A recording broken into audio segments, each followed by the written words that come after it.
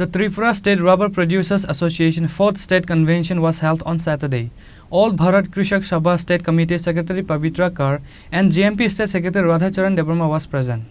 All Bharat Krishak Sabha State Committee Secretary Pavitra Kar, speaking at the event, said, "At present there are over 1 lakh rubber farmers and 3 lakh rubber workers in the state. But the biggest issue is that even though there were rubber both in the state, the workers or the farmers of the rubber plantation did not get any kind of subsidy or help. Which is why he said they will organize a vision in Delhi Parliament on 14 September. Tripura রাজ্য rubber উৎপাদক সমিতি, যেটা সারা ভারত কৃষক সভার অন্তর্ভুক্ত, আমরা এই নিয়ে 4টে কনভেনশন আমরা করি। গত 4 বছর আগেই আমরা এটা প্রতিষ্ঠা করা হয় সারা ভারত কৃষক সভার অন্তর্ভুক্ত সংগঠন হিসাবে। ত্রিপুরায় প্রায় 1 লক্ষাধিক রাবার চাষি আছে।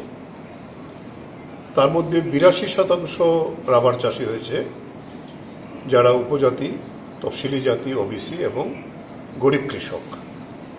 আর সরকারি বাগান আছে 4টা কর্পোরেশনের, আর বৃহৎ এরকম যারা ব্যবসায়ী তারাও কিছু বাগান করেছে। এটার সংখ্যাটা এরকম বেশি না। কিন্তু আজকে এই বিজেপি সরকারের আমলে 14 সাল থেকে এটা শুরু হয়েছে রাবারের মধ্যে একটা ঘাটতি, যেখানে ত্রিপুরাতে আমরা আগে 250 টাকার মতো রাবার বিক্রি করা হতো, এখন এটা নেমে এসেছে সেখানে 120-100 এরকম। তাতে রাবার যারা টেপিং করে শ্রমিক, এর সঙ্গে যুক্ত প্রায় 3 লক্ষাধিক, তাদেরকে পয়সা দেওয়াই মালিকদের পক্ষে সম্ভব। এই যে রাবার শিল্পের সংকট, তার মূল কারণ যে দক্ষিণ পূর্ব এশিয়ার যে মুক্ত বাণিজ্য চুক্তি, যার ফলে 100% ডিউটি ছাড়া রাবার ভারতবর্ষে ঢুকছে। তাতে আমাদের এটা কেরালাতেও বিরাট সংগ্রাম হচ্ছে। ভারতবর্ষের প্রায় 16টা রাজ্যে এরকম রাবার আছে। উত্তর পূর্বাঞ্চলে ত্রিপুরা সবচেয়ে বড়, তারপরে আসাম, নাগাল্যান্ড, মিজোরাম, তারাও এখন রাবার চাষের সঙ্গে যুক্ত হয়েছে। রাবার বোর্ডের যে অফিসটি আছে সেটা প্রায় ডিফাঙ্কড অবস্থায় আছে। তারা কোনো সাহায্য দেয় না, রাবার কিনে না তারা।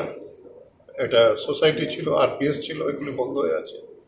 তাই এই রাবার উৎপাদকদের যে সমস্যাটা, এই সমস্যাটা নিয়ে আগামী 7 এবং 8 ত্রিমান্যমে এটি সর্বভারতীয় কনভেনশন হবে এই সমস্যাটা আলোচনা করার জন্য। এবং এই রাবার উৎপাদক সমিতি সারা ভারতের যে আমাদের সংগঠনটা আছে তার উদ্যোগে আগামী 14 সেপ্টেম্বর দিল্লিতে পার্লামেন্ট অভিযান হবে। এই অভিযানে ত্রিপুরা সহ গোটা দেশ থেকে রাবার চাষিরা তারা অংশগ্রহণ করবেন। তাকে সামনে রেখেই আমাদের রাজ্যের রাবার চাষিদের এই সমস্যাটা দূরীকরণের জন্য আমরা কীভাবে পদক্ষেপ নিতে পারি, আন্দোলন করতে পারি। এই আমাদের রাজ্যে 5 বছরে 1 ইঞ্চি রাবার নতুন বাগান হয়নি।